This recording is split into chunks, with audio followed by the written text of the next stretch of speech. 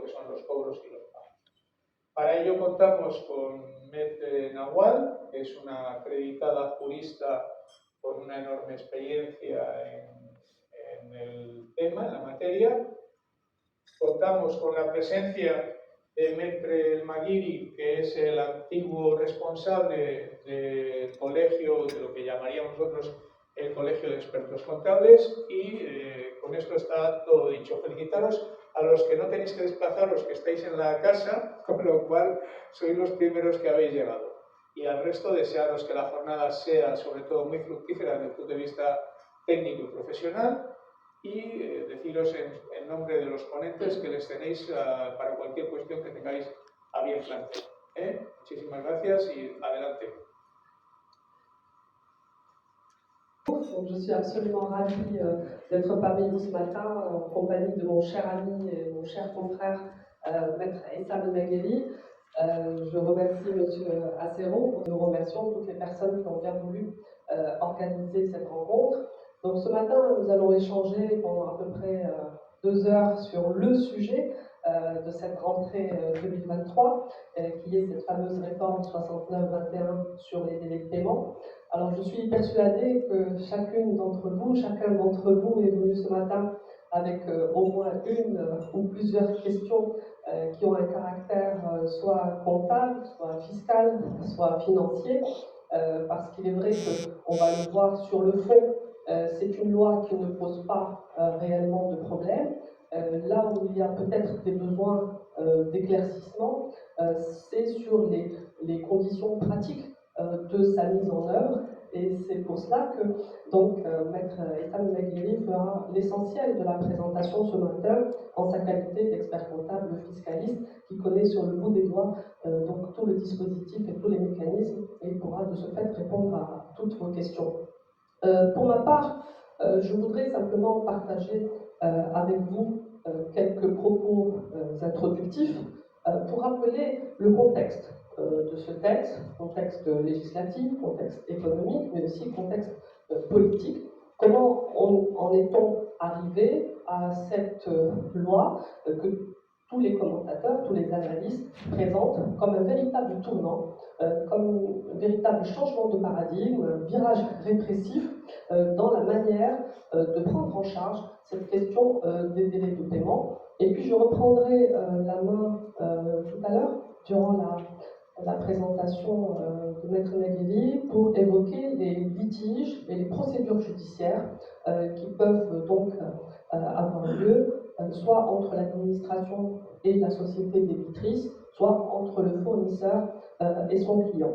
La société commerciale était totalement libre de fixer les modalités de paiement des factures comme elle le souhaitait, ou comme le rapport de force en ton assez tonique de la part des entrepreneurs marocains. Il y a eu un rejet, il faut le dire, c'est ça pourra en témoigner. Exigeante en termes de la nécessité de respecter ces délais de paiement entre les entreprises, parce qu'effectivement on a compris, nous l'avons bien compris, que la question des délais de paiement c'est une question interne aux entreprises. C'est une question, si vous voulez, inter-entreprise et intra-entreprise, et que ce n'est pas forcément l'État qui nous paye. C'est ça ce qu'on a compris en réalité. Parce que quand on voit l'évolution des choses, effectivement, on voit que les délais de paiement devaient être rappelés par nous. Alors que les délais de paiement inter-entreprise, malheureusement, ne font que s'aggraver. Aujourd'hui, on parle quand même d'un encours de dette, c'est sûr que vous l'avez déjà entendu, de 450 milliards de dettes inter-entreprises, mais aussi quand on voit les différents rapports, notamment le rapport de l'Observatoire marocain de la TPME, qui est basé à la Banque du Maroc, on voit clairement qu'il y a un problème au niveau des passifs des entreprises. Quand on voit les bilans des entreprises grandes, des PME, des TPE, on voit clairement qu'au niveau du passif des grandes entreprises, il y a un souci de paiement. C'est-à-dire que les grandes entreprises se financent à travers le compte fournisseur.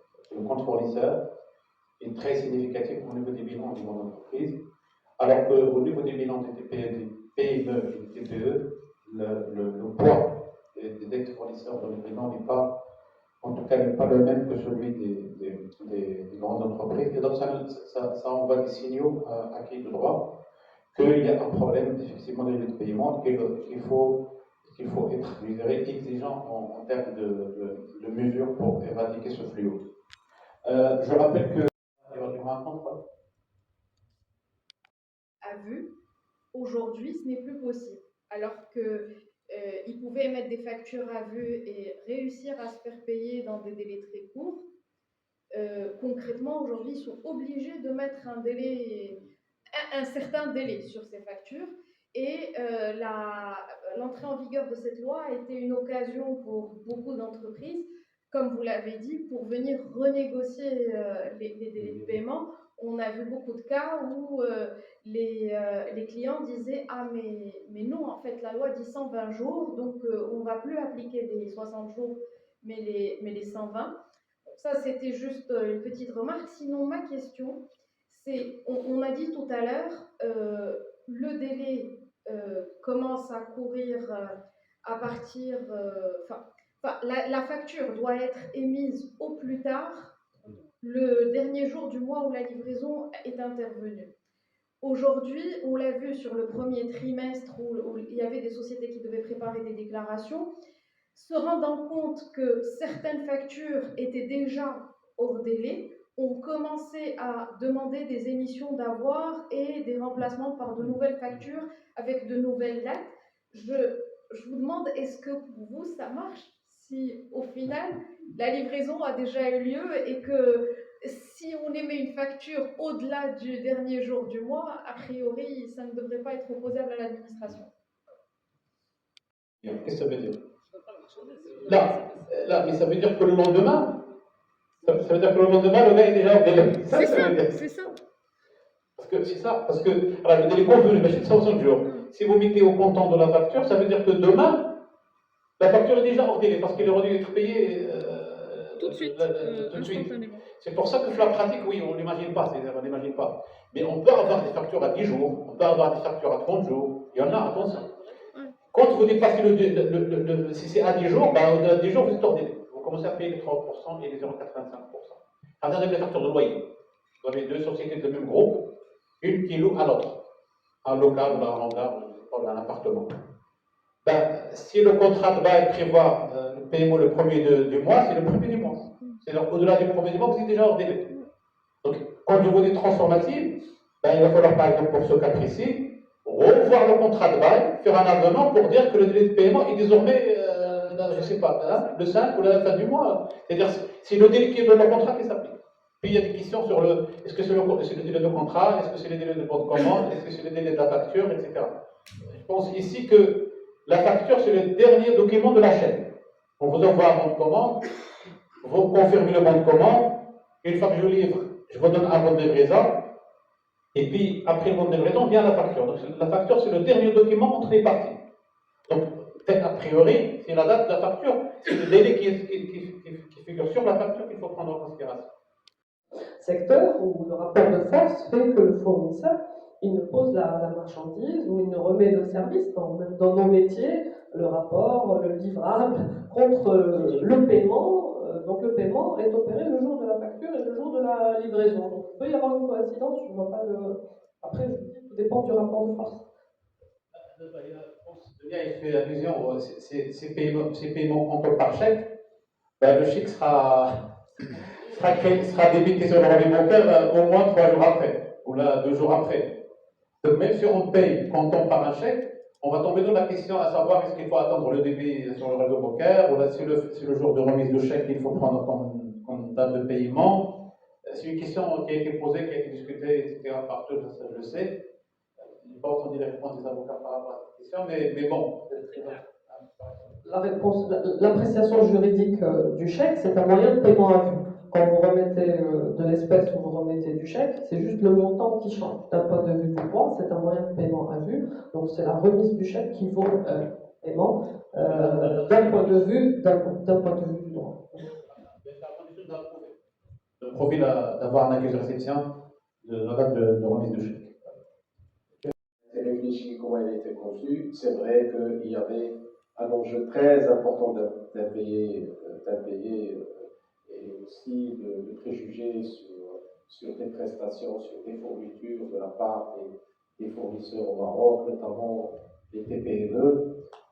Mais parallèlement à ça, quand je vois ce que la TPME aujourd'hui au Maroc, si je dois parler que de la TPME, qui concerne pratiquement 95% du tissu industriel et commercial au Maroc, moi je pense que pour pouvoir arriver à s'aligner à partir de 2025, qu'est-ce qu'il faut que globalement, au niveau de chaque secteur, fournir comme effort d'abord pour être aligné dans un système. Parce que quand je vois toutes les déclarations des factures, mis à part toutes les déclarations mensuelles ou trimestrielles, qu'est-ce qu'il y a comme processus derrière et qu'est-ce qu'il y a comme organisation derrière dans ces entreprises? Moi, je pose la question sur un tissu qui n'est pas assez structuré. Je ne parle pas des entreprises à plus de 50 millions de dirhams où je crois qu'ils commencent à rentrer dans des procédures fiscales plus rigoureuses et ils sont très attentifs à beaucoup de choses. C'est qu'ils sont suivis qui font appel à des commissaires en compte. Encore, vous avez parlé de commissaires en compte à partir de 50 millions de dirhams, mais là, à la limite, s'ils ont de bons fiduciaires, je crois qu'ils seront tirés d'affaire. La question de notre ami de la société qui fait l'étude, Ferroplan, il fait allusion à une commande publique, j'imagine. C'est une commande publique.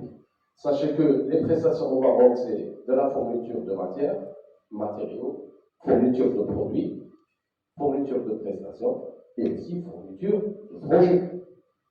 Le problème qui va se poser, et on le voit dès maintenant, c'est au niveau des projets. Parce que quand on livre déjà, il y a dans des cas où on a un terme de paiement, des fois on n'a pas qu'un terme de paiement. Premièrement. Deuxièmement, la réception. Quand vous faites payer une facture et que vous donnez au client, lui, il ne la prend pas en considération. Parce qu'il vous dit, ne la livrez, même si vous la livrez, il faut attendre à ce qu'elle soit réceptionnée techniquement. Et là, il y a un comité et tout ça. Comment ça a été pris fiscalement en considération? Parce que je connais pas mal d'organismes qui ont fait tomber de grandes entreprises, de moyennes entreprises, à cause du délai entre la réception de la marchandise ou de l'ouvrage qu'ils réalisent sur le terrain et la date de facture. C'est-à-dire la date d'attachement pour le client et la date de facture pour le fournisseur. Ici, je peux vous assurer, s'il y a un écart de quelques centièmes sur la facture finale, tout se remet en question et on refait de nouvelles factures. Pour pouvoir répondre aux dispositions de cette loi. Par rapport à ces 2 ans,